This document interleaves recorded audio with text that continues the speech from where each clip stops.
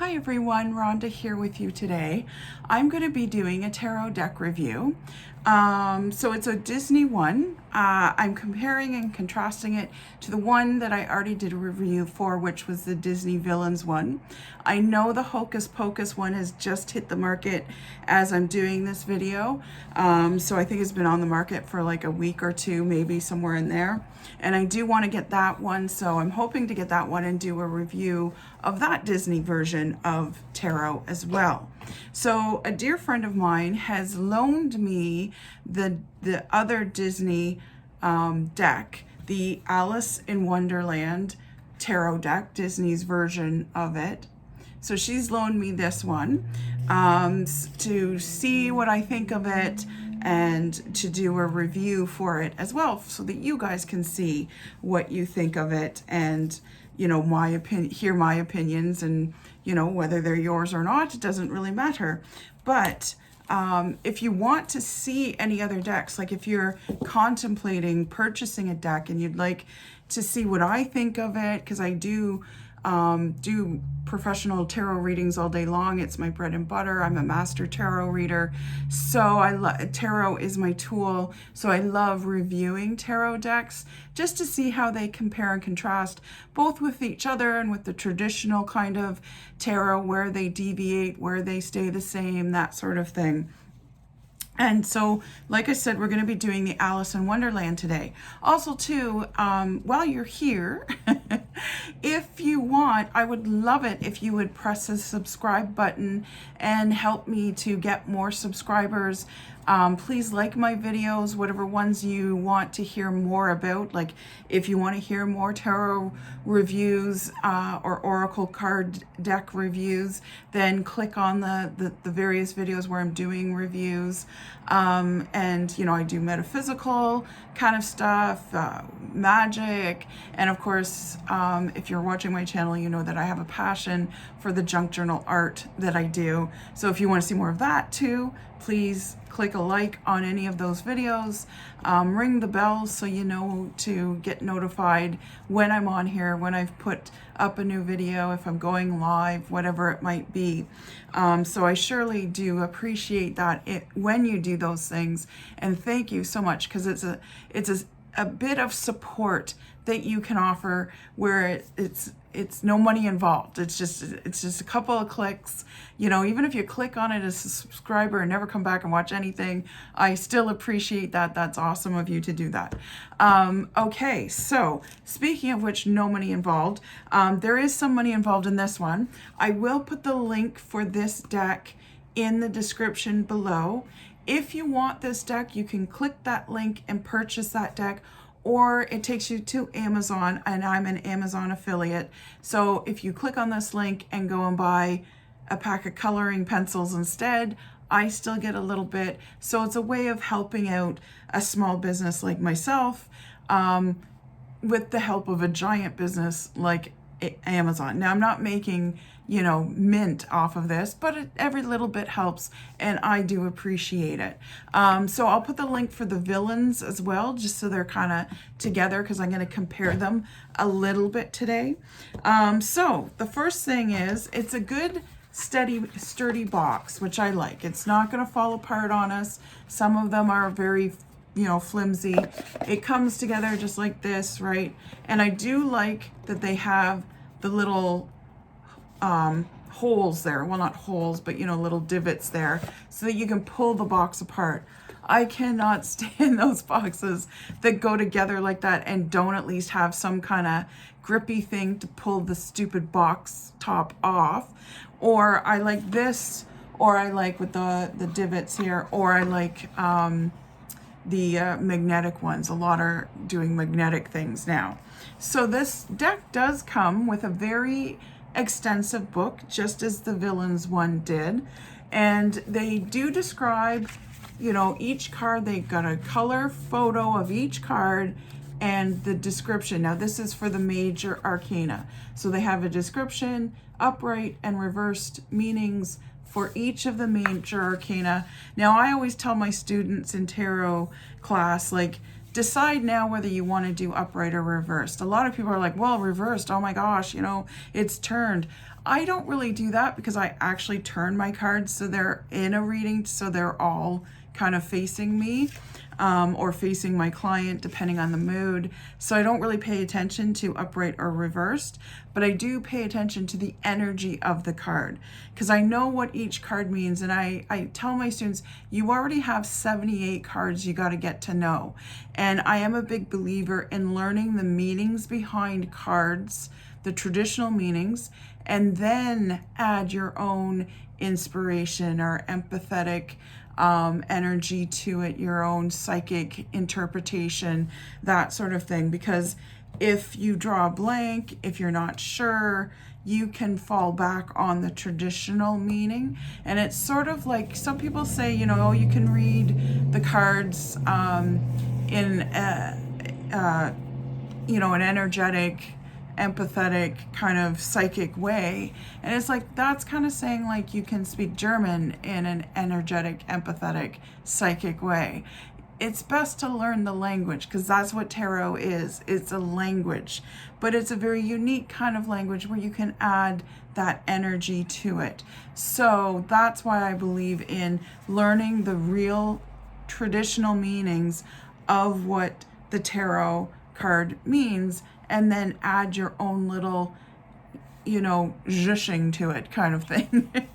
And then also be aware of well, this normally means this, but I'm not sensing that kind of thing. So it's a good idea to do that, like maybe it's a reversed meaning or maybe it's a different meaning than what it traditionally means. So that's just my 2 cents. I do have some videos up there about learning about tarot. I teach classes and I'm hoping to get more educational videos up there. Some will be behind a paid wall. So if you're interested in anything, let me know and I will accommodate as I can.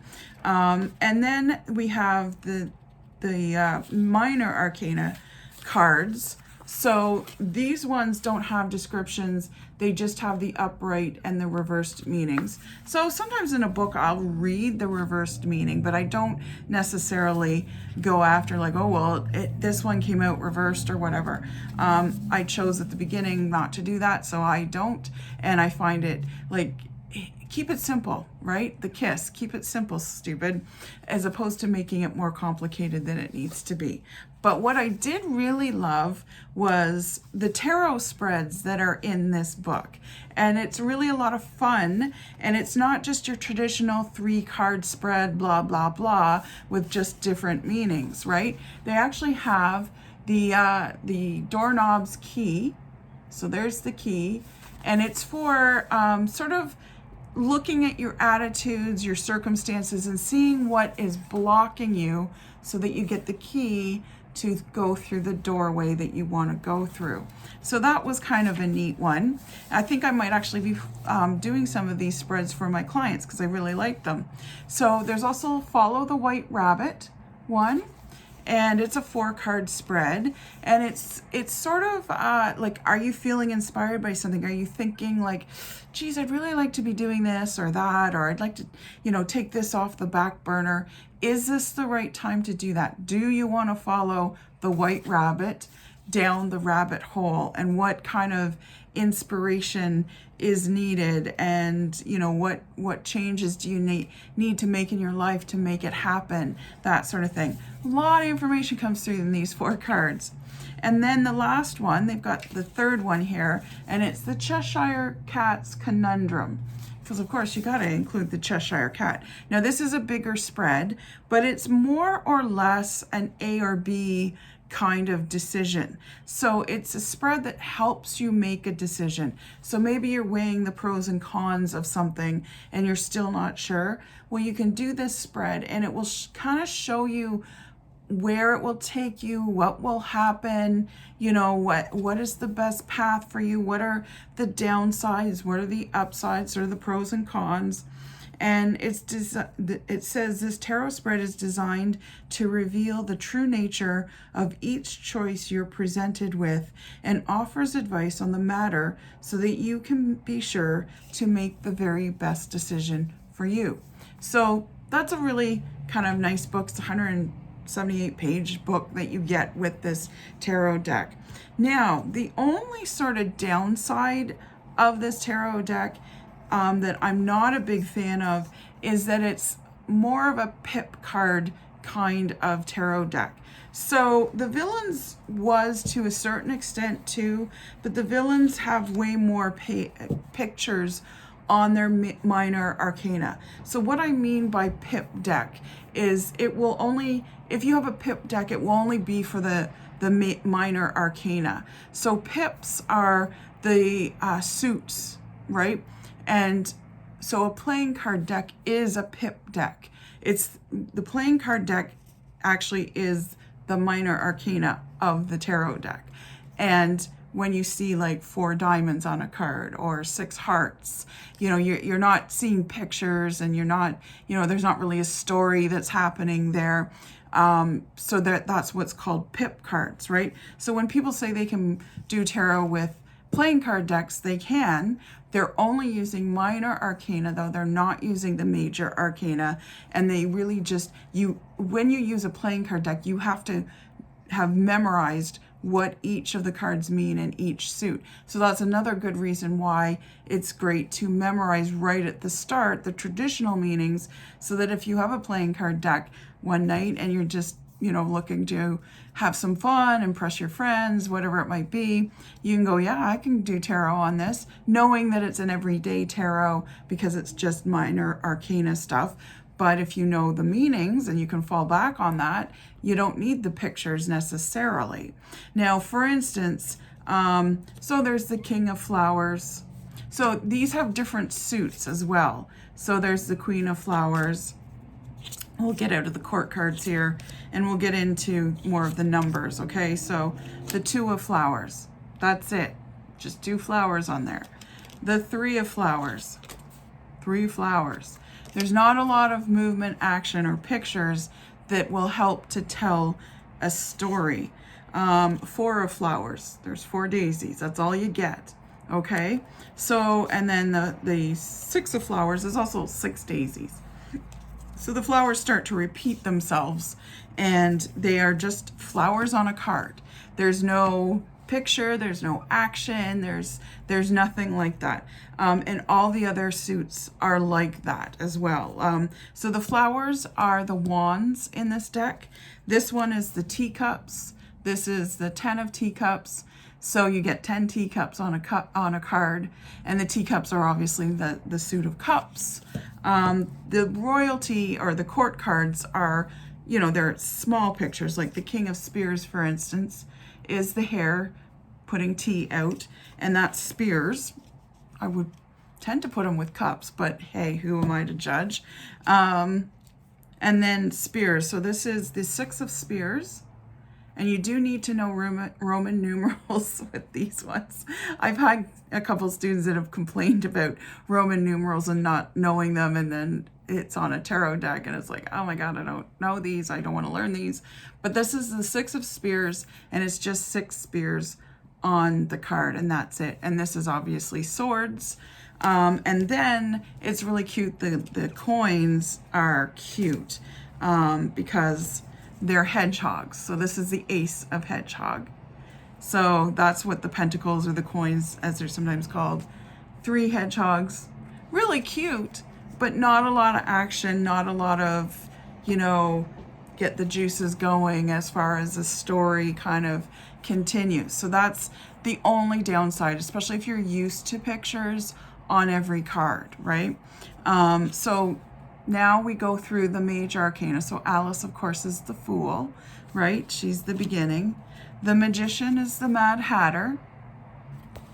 And they call it the Mystery. So this is the High Priestess is the Cheshire Cat. So it's got a little tongue-in-cheek to it too, and it's kind of funny because they're having to fit the characters to the card, right? The Empress is the Queen of Hearts. And then, of course, the Emperor is her husband, the King of Hearts. And then we've got the Hierophant. And this is the woman who's supposed to be taking care of Alice, who's reading a book and falling asleep. And then we've got, so this is the Lovers card, but they call it the pair in this one. And it's these guys. Oh gosh, their name has slipped my mind. I'm sure you'll put it in the comments. But yeah, these guys are hilarious. I always love these guys. Oh my goodness, what is their name? And then we've got the Chariot. So the Chariot is Alice stuck in the bottle, of which, you know, the Drink Me bottle. We've got Strength. So the dandelions, right? And the flowers that were kind of alive. The Hermit is the Dormouse, right? The Dormouse in the teapot. I keep wanting to say Humpty Dumpty for those guys, but it's not. It's, oh gosh, it's bugging me now. The Wheel of Fortune is when she's on the island with the dodo and whatnot, and they're just doing a race, and it's just a circle, and they just keep running in the same circle. So that's the Wheel of Fortune. Again, a lot of tongue in cheek. Justice is the King of Hearts making his decisions. There's a little bit of scales there too for the Justice. Suspension is what they're calling the Hangman. So the Hangman is Alice falling down the rabbit hole. So that's what the Hanging Man is. Transformation, so that's death. And death is the worm or the caterpillar on his mushroom there. And then we've got Temperance. So Temperance is the Drink Me bottle. And then there's a chest full of, well, there's a chessboard in there. There's a star, it looks like a card of some kind in there. Temptation, so that's what they're calling the Devil card. They've taken some of the darkness. Well, I mean, they're Disney, right? So they're not going to be super dark. And they put the walrus in there. I believe that's the walrus. And the Tower card. So they haven't changed the name, but it's Alice when she grows too big in that house and she gets stuck. So that's the Tower card. And then we've got the Star, and it's one of those dancing flowers again. So that's the Star card. The Moon card is Alice is on the card, and the moon is reflecting in water, and the Cheshire Cat's in the tree with her. So that's the Star card there. And then we've got the Sun card, and this is when Alice is at the tea party and having a good time before she gets all confused and things go sideways at the tea party. Judgment is the rabbit when he's in the Queen of Hearts court and he's announcing her. And then the World is when Alice is back in reality, in our world, and she's telling her little pet cat there about her adventures in Wonderland. So I won't go through the suits because, like I said, it's pips, and I'm going to keep the royal court cards back so that, as I've said in many videos, I like to keep some cards back so you don't see all the cards, so that when you get your own deck, there's a little bit of a surprise there for you. It's like, oh, I didn't see that one. I did want to go through all the major arcana because it has been changed a little bit, and we talked about how the suits have been changed a little bit too. So I hope you enjoyed that review. Please click the like button if you did. Click the like button if you want to see more of these kind of reviews or more videos. Let me know. And please subscribe. Like I said, even if you never come back again, I would love to have you as a subscriber. So I'm so glad you could be here today. I hope you enjoyed this. Have a great day wherever you are. Okay, take care. Bye.